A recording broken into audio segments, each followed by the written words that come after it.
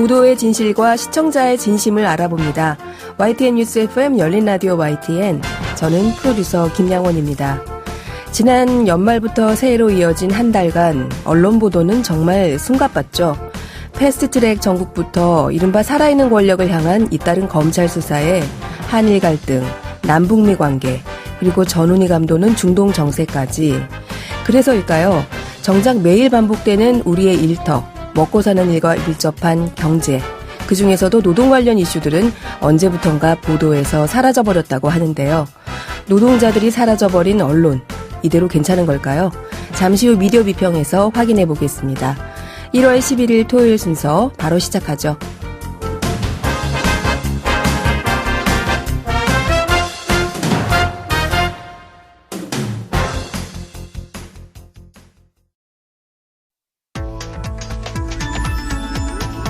미디어가 전하는 이슈에 대한 다양한 분석과 팩트체크까지 바로 보고 뒤집어보고 꼭꼭 씹어보기 위한 미디어 비평 프로그램 열린 라디오 YTN. 네, 한 주간 뉴스를 꼭꼭 씹어보는 시간 미디어 비평입니다. 오늘은 민주언론시민연합의 김원경 사무처장 나오셨습니다. 안녕하세요. 안녕하세요. 네, 지난 한 주에도 참 뉴스가 넘치고 넘쳤었는데요. 네. 워낙 총선이 다가오고 있어서 정치 이슈들이 많고 또 검찰 관련 이슈에 국제 정세까지 이런 굵직한 현안들이 많은 탓도 있겠지만 이런 뉴스들 빼고 다른 뉴스들은 다 어디로 갔을까 이렇게 느끼시는 분들이 있을 것 같아요. 네네. 아마 처장님도 그리 생각하셨던 듯 언론 보도에서 숨지 말아야 하는데 숨어버린 뉴스들을 가져오셨다고요. 예. 사실은 마음이 많이 안 좋았습니다. 왜냐면은 최근 들어서 사실 문재인 정부가 친노동 정부를 지향하고 있잖아요. 네. 그런데 해결되지 않는 노동 문제들이 여전히 계속되고 있고요. 그런데 그런 내용들이 제대로 보도가 되지 않고 있고 심지어 저처럼 언론 운동을 하고 있는 단체의 활동가조차도 이 기존의 언론들이 내놓고 있는 보도에 매몰돼가지고요. 네. 보도하지 않는 보도를 찾지 않고 있는 상황이었어요. 그래서 연말을 보내고 새해를 맞으면서 굉장히 반성의 마음이 들었습니다. 애초에 저희가 작년에 모니터를 시작할 때 네. 반드시 올해에는 노동 관련 보도에 집중하겠다라고 했지만 여전히 언론은 노동에 대해서 깊이 있게 보도하지 않고 있고 또 우리의 모니터도 참 그 틀에서 벗어나지 못했구나라는 생각을 했어요. 그래서 올해 새해의 첫 논평으로 저희가 네. 노동 관련된 보도가 너무 제대로 되지 않고 있다라는 비판 논평을 내놨습니다. 네. 일단 지난해 12월 10일에 고 김용균 씨가 일주기를 맞이했습니다. 그랬죠. 그런데 관련 보도들이 참 답답했습니다. 규모와 영향력이 큰 주류 언론 대부분은 노동 이슈, 국민의 노동권에 별 관심이 없는 것 아니냐 이런 생각이 듭니다. 네. 흔히 보수 언론이라고 부르는 매체들은 혹여 보도를 내놓더라도 대부분이 노동권에 행사하는 것 자체를 굉장히 죄악시하거나 노동조합에 대한 혐오감을 거리낌 없이 드러내기도 합니다. 고 김용균 씨 일주기가 대표적인 사안이었는데요. 네. 꼭 한 달 전이었죠. 지난달 10일에 고 김용균 씨 사망 일주기였습니다. 12월 10일 태안화력발전소 하청업체 비정규직 노동자 고 김용균 씨가 아무런 안전조치 없이 홀로 야간 근무를 하다가 컨베이어 벨트에 희생된 지 1년이 지난 거죠. 네. 그런데 12월 10일부터 올해 1월 8일까지 주요 일간지에서 관련 보도가 어떻게 나왔는지 살펴봤습니다. 무려 한 달에 이르는 기간이었는데요. 조선일보, 동아일보가 단 한 건의 보도도 내지 않았습니다. 대형 경제지라는 서울경제와 한국경제 역시 관련 보도가 한 건도 없었습니다. 중앙일보는 사설 한 건, 한국일보가 사설 한 건을 포함해서 3건으로 겨우 구색을 맞추는 정도였습니다. 그러나 고 김용균 씨 일주기가 갖는 의미, 한 달이라는 기간을 고려하면은 이런 보도량은 턱없이 부족했다라고 볼 수 있습니다. 네. 경향신문과 한겨레는 모두 기획 보도를 냈고요. 각각 18건, 15건의 보도로 여전히 작업장 안전사고로 하루 한 명 이상이 죽어나가고 있다는 사실을 보도를 했습니다. 그리고 김용균 법의 맹점, 그리고 김용균 씨의 어머니인 김미숙 씨의 투쟁 과정 등을 충실하게 전달하는 보도를 한겨레 경향이 냈습니다. 네. 고 김은균 씨의 사망, 우리 사회의 위험의 외조화라는 화두를 던진 묵직한 사건이었죠. 네. 또 김 씨의 사망을 계기로 산업안전보건법이 개정되기도 했고요. 그런데 주요 언론에서는 거의 보도되지 않았다. 또 다른 사례도 있습니까? 예, 그리고 10년 만에 복직이 확정됐던 쌍용 자동차 해고 노동자들 46명이 최근에 무기한 무급 휴직 통보를 받았습니다. 하지만 이 소식 역시 보수 언론과 경제지에서는 보도를 안 하거나 보도를 하면 해고 노동자에게 모든 책임을 전가하는 그런 보도들이 대부분이었습니다. 네. 사측의 무기한 무급 휴직 통보가 알려진 12월 24일부터 1월 8일까지 중앙일보와 서울경제, 한국경제는 지면에 관련 보도가 없었고요. 동아일보는 1단짜리 짧은 기사 한 건이 전부였습니다. 한국일보는 간단한 사실관계와 노사 양측 입장을 정리하는 보도 2건만 냈습니다. 네. 조선일보도 2건의 보도를 냈는데요. 해고 노동자 탓을 하면서 타사와는 결이 많이 달랐습니다. 조선일보의 보도, 직원들은 상여금 반납하는데 무작정 출근한 뒤 1달러라는 1월 8일 제목은요. 이 보도는 제목만 봐도 이 해고 노동자들이 참 무책임하다라고 힐난하는 듯한 그런 의도가 잘 드러나고 있습니다. 그러니까 휴직인데 네. 무작정 회사에 나와서 일을 달라고 했다. 네네. 지금 쌍용차를 다니는 직원들은 상여금을 반납한 만큼 회사가 힘들다. 네. 그런데 왜 해고 노동자들이 무작정 출근해서 일을 달라고 하냐. 그러니 니네 해고 노동자들이 잘못이다. 이런 취지인데요. 이거는 해고 노동자들의 지난 11년간의 삶을 부정하고 모욕하는 것이나 다름없습니다. 해고 노동자들은 2009년 부당해고에 맞선 파업 이후에 사측과 이전 정권의 탄압을 견뎌야 했고 그 과정에서 30명 정도의 해고 노동자들과 가족들이 고통을 못 이겨서 삶을 등지기도 했습니다. 그렇죠. 그런 과정을 거쳐서 겨우 복직 합의를 이끌어냈는데 이번에는 또 그 약속을 빼앗긴 것이거든요. 네. 그런 분들을 현재 일터를 가지고 있는 회사 사정에 따라 상여금을 반납한 다른 직원과 비교하는 것 자체가 그렇게 잘잘못을 따지는 것 자체가 부적절할 뿐 아니라 의도적으로 노노 갈등을 부추기는 것이라고도 볼 수 있습니다. 조선일보의 다른 한 건은 제목이 정권이 복직시켜준 근로자들 적자 회사엔 일자리가 없었다. 라는 것이었는데요. 이것도 제목을 보면 마치 문재인 정부가 일방적으로 해고 노동자를 복직시켜준 것처럼 써놨는데 사실과 다릅니다. 네. 2018년 9월 합의는 쌍용차 기업 노조와 사측, 정부 대표인 경제사회노동위원회 해고자들이 속한 민주노총 쌍용차 지부 사상 최초로 노노 사정 합의로 복직을 이끌어냈던 굉장히 유의미한 사례였습니다. 네. 이런 내용들을 맥락을 제거한 채 현재 그러니까 경제가 어렵다라는 현실만을 가지고 휴직을 계속 연장하는 것이 정당한 것처럼 노동자를 코너로 몰아가는 그런 보도였다는 것이죠. 네, 이렇게 노동자 측에 일방적으로 불리한 보도. 네네. 심지어는 사실 왜곡도 있는 보도가 나왔군요. 네네.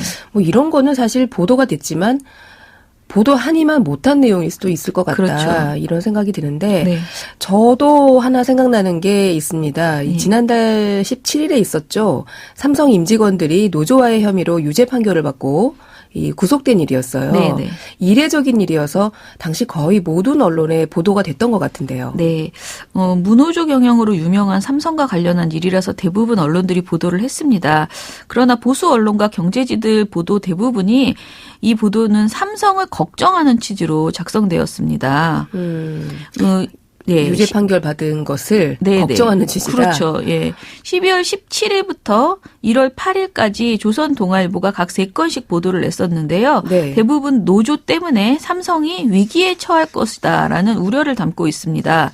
조선일보 보도 삼성 81년 무노조 정책 포기 양대 노총 격전장 되나라는 12월 19일 보도는 양대 노총의 격전장이 될까 봐 우려하는 보도 그리고 노조의 경영 간섭이 심해지면 미래 성장 가능성을 놓칠 위험이 있다. 그리고 파업이 잇따르면 해외 수주에도 타격이 불가피하다라면서 노조가 삼성의 미래를 곧 위협할 것처럼 그런 기사를 썼습니다. 네. 동아일보는 삼성 사회가치 변화 맞춰 노사관계 세틀이라는 12월 19일 보도가 있었는데 이 보도는 삼성이 앞으로 잘할 것이다라는 취지를 드러냈고 해마다 임금 및 단체 협약 관련 갈등이 생기거나 기업 경영 현황과 상관없이 상급 단체와 발을 맞추기 늘리기 위한 노조의 활동이 늘 수 있다는 우려가 있다라고 전했습니다.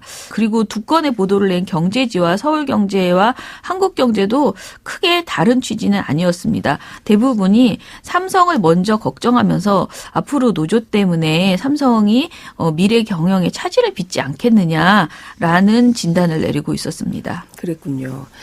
이 노조를 만드는 거 노동자들의 기본권이잖아요. 네네. 근데 회사에서 노조를 와해하려는 시도를 했다는 게 이게 지금 세상에는 사실 좀 말이 안 되는 일이에요. 네네. 근데 이것을 언론들이 회사 측인 삼성을 되레 걱정하는 논조로 썼다. 이런 말씀이시네요. 예, 그러니까 이게 21세기에 일어났다고 보기 힘든 일인데요.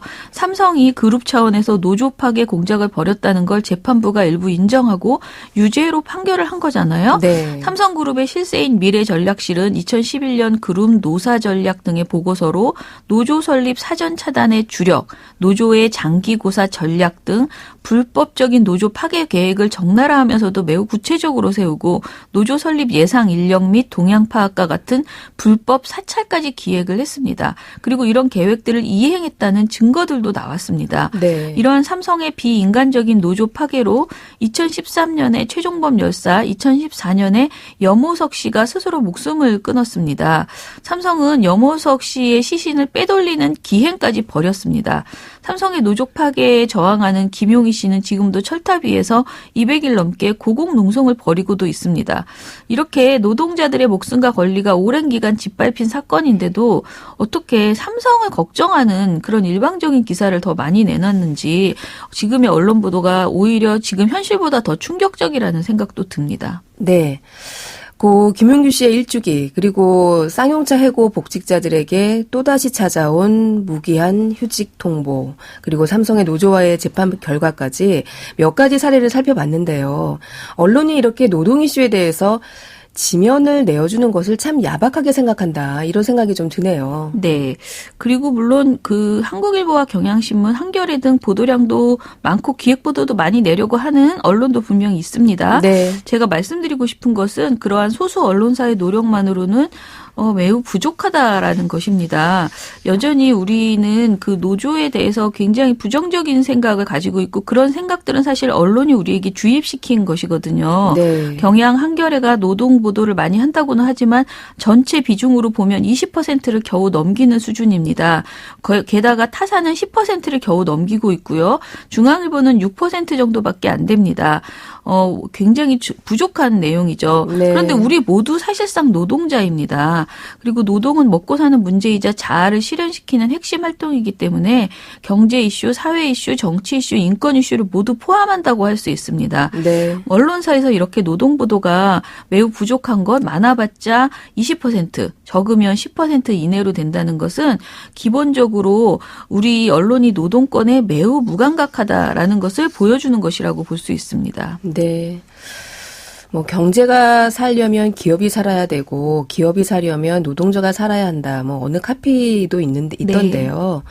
오늘은 언론 보도에서 잊혀진 노동 관련 이슈들 한번 짚어봤습니다. 2020년 새해에는 언론 보도에서 노동자들이 잊히는 일이 좀 덜했으면 합니다. 오늘 말씀 여기까지 듣겠습니다. 감사합니다. 감사합니다. 네, 지금까지 민주언론시민연합의 김원경 사무처장이었습니다.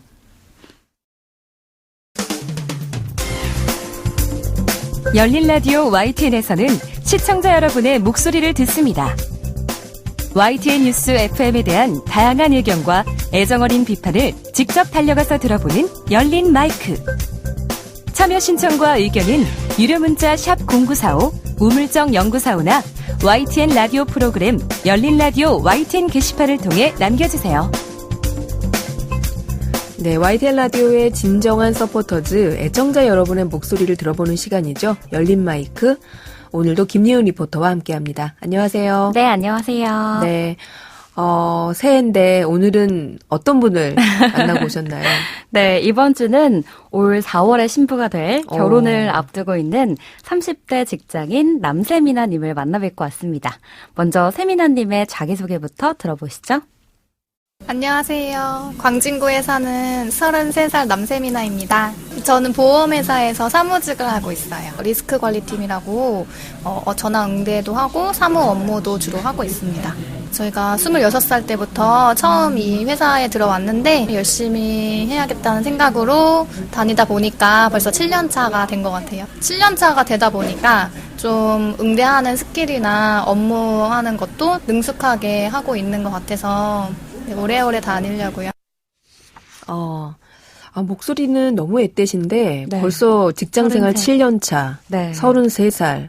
이제 정말 중견 사원이 되셨네요. 네, 맞습니다. 또 세미나님은 바쁜 이 회사 생활 와중에도 자기 개발에 열정이 많은 분이셨는데요.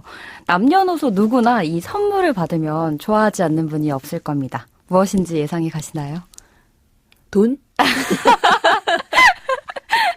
아유, 안타깝게도 용돈? 바로 꽃입니다, 꽃.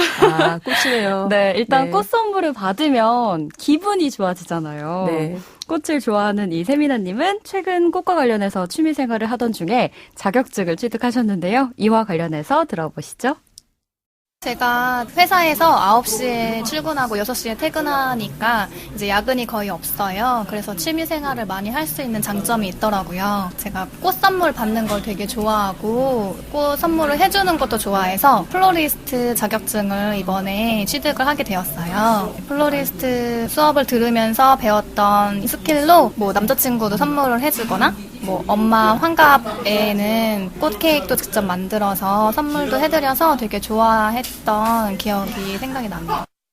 이렇게 꽃을 좋아하시고 꽃 선물을 하기를 즐겨 하시는 분들이 주변에 있으면 정말 좋을 것 같아요. 네, 맞아요. 네, 어머님 환갑 때 꽃 케이크를 직접 만들어 드리셨다고 하는데 네. 너무 감동이었을 것 같습니다. 네, 맞습니다. 또 한편 세미나님은 저희 YTN 라디오의 애청치자이신데요. 올 4월에 결혼 준비를 앞두고 계신다고 말씀드렸잖아요. 네. 결혼 준비를 통해서 이 집도 알아보고 하면서 경제 문제에 관심이 굉장히 많이 늘었다고 해요. 봐봐요, 돈이잖아요. 네. 또 저희 YTN 라디오를 그렇게 애청치하게 되셨다고 하셨는데요. 관련해서 세미나님 얘기 들어보시죠.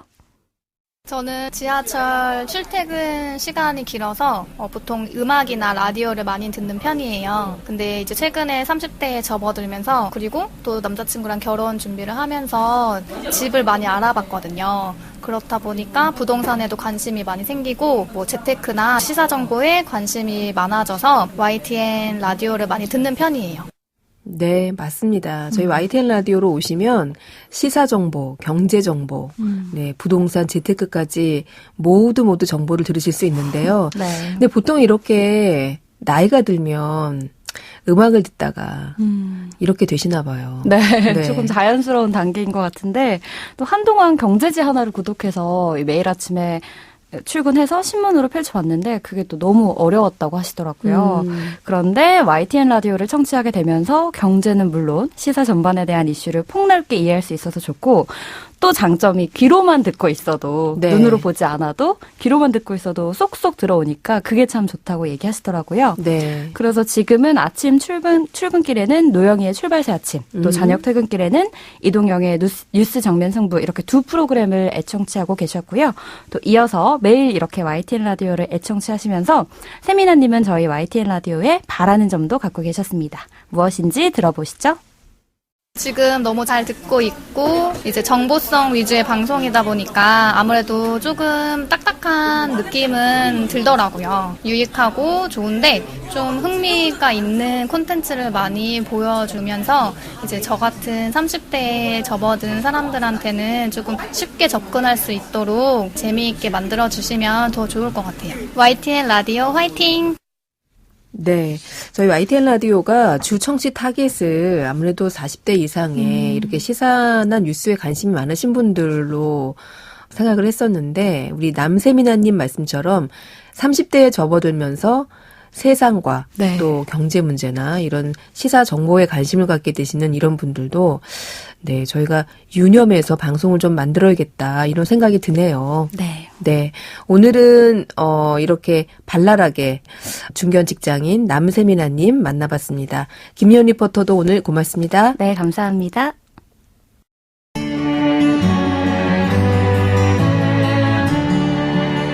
더불어 사는 세상. 함께 살아가기 위한 공동체의 가치와 나눔의 의미를 생각해봅니다. 열린 라디오 YTN.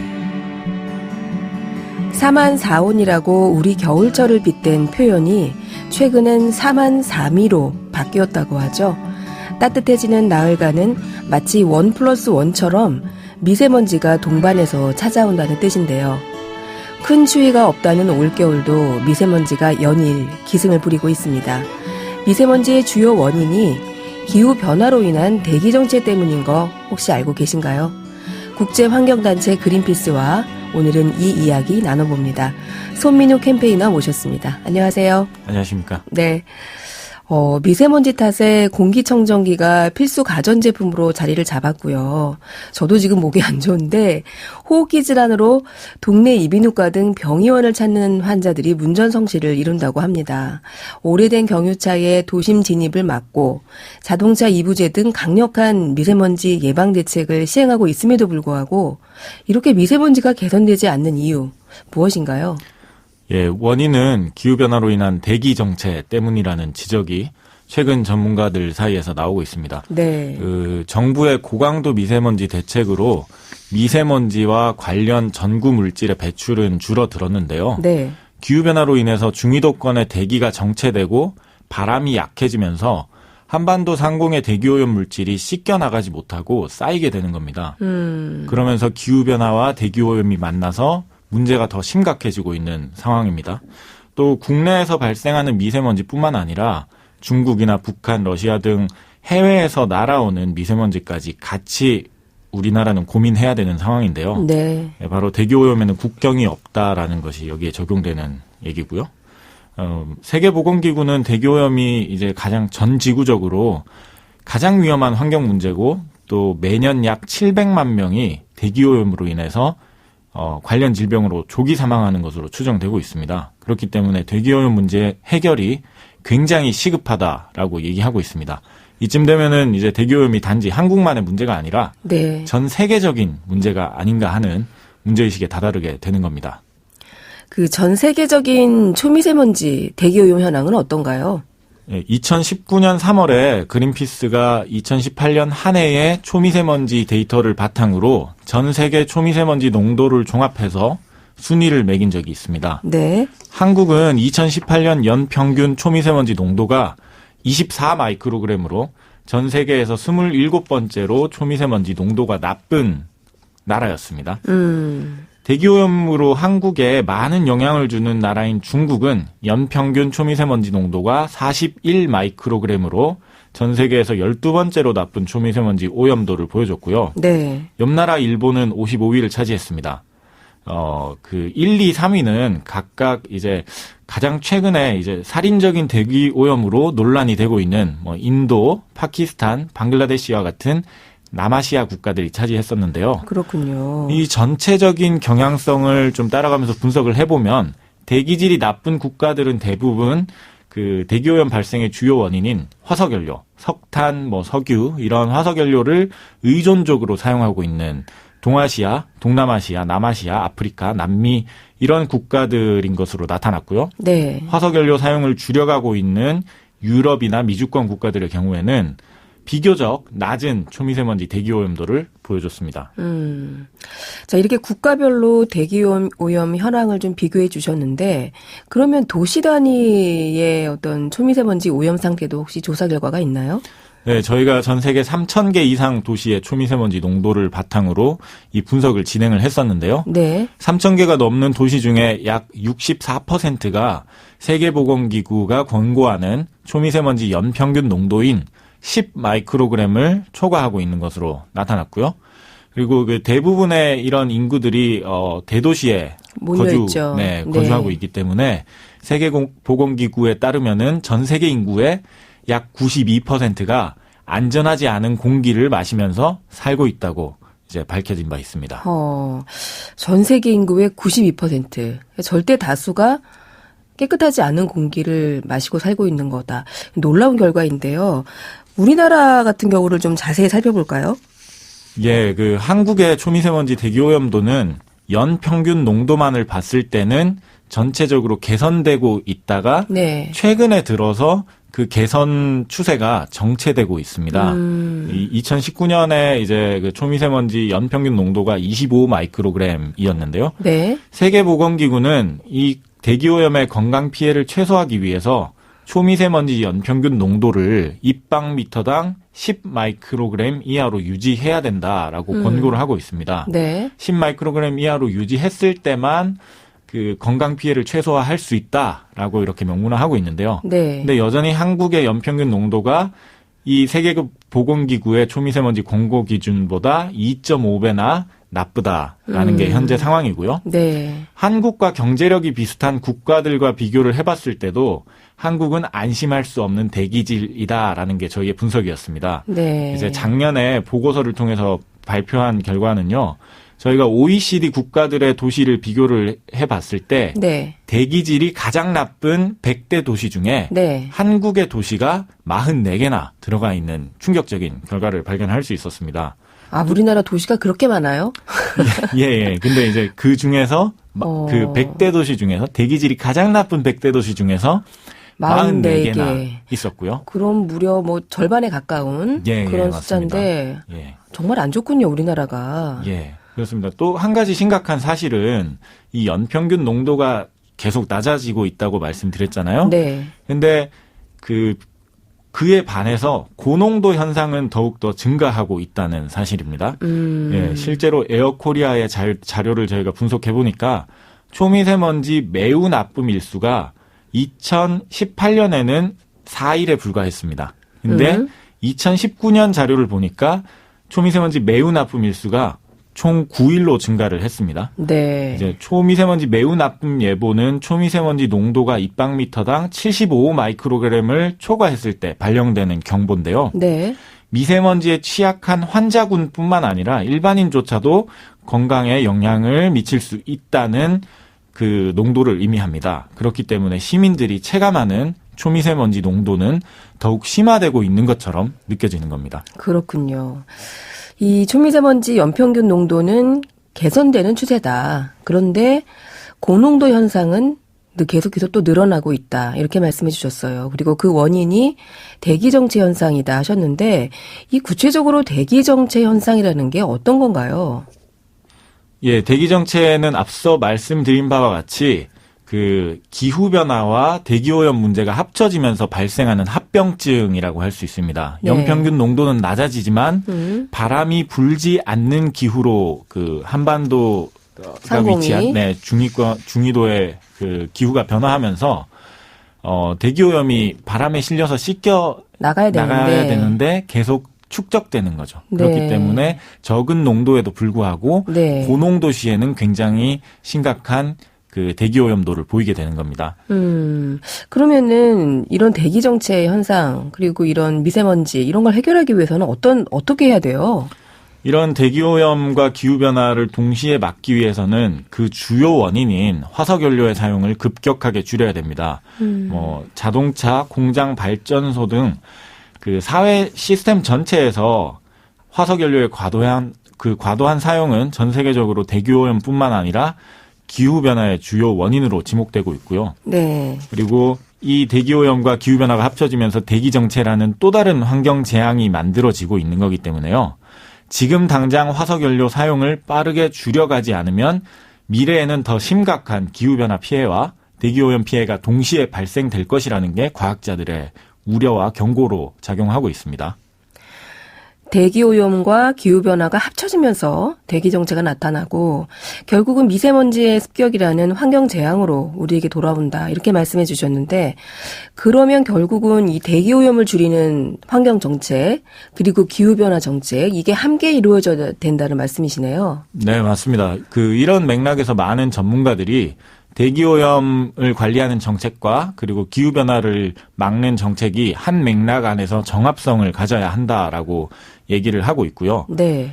세계보건기구나 그 기후변화에 관한 정부 간 협의체 IPCC조차도 화석연료 사용을 줄이고 재생가능 에너지로 전환하면 대기오염과 기후변화를 막는 데 동시적인 효과가 있다고 얘기합니다. 네. 우리나라의 그 정책도 대기오염 정책과 기후변화 정책을 정합성을 높이려고 정책을 펼치고 있긴 한데요. 아직도 많이 부족한 실정입니다. 왜냐하면은 한국의 대기오염 정책은 화석연료 사용을 원천적으로 줄이는 배출원 제거보다는 환경 설비를 확충하고 기준을 강화하는 쪽에 배출량 저감에 많은 초점이 맞춰져 있기 때문입니다. 화석 연료의 사용을 원천적으로 줄이는 배출원 제거라고 말씀하셨는데 그런 원인적인 제거보다는 저감에 초점이 맞춰져 있다. 그래서 이 에너지 정책에 대한 그러면 근본적인 전환이 되지 않는 한은 지금 말씀하신 배출원 제거 이건 쉽지 않아 보이는데요. 네, 그래서 전 세계적으로 거론되고 있는 것이 그 화석 연료를 퇴출하고 재생 가능 에너지, 태양광이나 풍력 같은 재생 가능 에너지를 사용하는 겁니다. 재생 가능 에너지. 예, 맞습니다. 이른바 이제 우리가 재생 에너지라고 얘기하는 거죠. 네, 맞습니다. 그 재생 가능 에너지는 이제 화석 연료 사용을 줄이고 대기오염을 줄일 수 있을 뿐만 아니라 기후 변화까지 막을 수 있는 솔루션으로 이제 과학적으로도 입증이 된 그런 대체 에너지고요. 우리에게는 아직은 낯선 이 재생 가능 에너지 다른 선진국에서는 도입이 좀 되고 있는가요? 예, 도입이 되고 있고요. 독일은 이미 석탄과 원자력 발전을 함께 퇴출할 것을 선언했고요. 현재 재생에너지 비중이 약 40%에 다다르고 있습니다. 무려. 예. 그리고 유럽은 이미 화석연료 시장이 몰락을 해서 네. 더 이상 어떤 투자자들도 여기에 투자를 하길 원치 않는 그런 상황에 있고요. 미국은 파리 협정 탈퇴를 선언했음에도 불구하고 기업들이 자발적으로 화석연료를 줄이고 있는 상황입니다. 네. 중국은 전 세계에서 가장 많은 돈을 재생에너지에 투자하고 있고요. 인도는 이미 재생 가능 에너지가 석탄 화력 발전보다 훨씬 더 저렴한 상황에 다다랐습니다. 심지어 인도도요. 예, 맞습니다. 재생 가능 에너지로 전환하는 거는 미래의 국가 경제 성장에도 큰 도움이 됩니다. 왜냐하면 블룸버그 같은 경제 분석 기관에서는 네. 향후 전 세계 에너지 관련 투자의 80% 이상이 재생 가능 에너지로 투자될 것이다 라고 전망합니다. 네. 오늘 손민우 캠페이너께서 아주 강력한 경고를 지금 여러 차례 걸쳐서 하고 계신데 4만3위. 이 미세먼지가 겨울철 동반자가 되어버린 우리나라 환경 이야기를 나누다 보니까 이렇게 결론이 재생에너지까지 왔습니다. 이 손민우 캠페이너 말씀하신 것처럼 이렇게 환경 전문가들한테는 이 방법이 딱 보이는 결론인데 이게 왜 이렇게 쉽지 않고 어렵게 돌아가고 있는 것인지 오늘 좀 의문을 갖게 되는 시간이었는데요. 오늘 말씀 잘 들었습니다. 고맙습니다. 감사합니다. 네, 지금까지 그린피스 손민우 캠페이너였습니다. 열린 라디오 YTN 1월 11일 토요일 순서 이제 마칠 시간입니다. 저희 프로그램은 YTN 라디오 홈페이지와 YTN 라디오 애플리케이션 예스 그리고 유튜브와 팟빵을 통해서도 다시 들으실 수 있습니다. 오늘 끝곡으로 베를린의 Take My Breath Away 준비했고요. 저는 일요일인 내일 저녁 8시 20분에 다시 돌아오겠습니다. 지금까지 김양원이었습니다. 고맙습니다.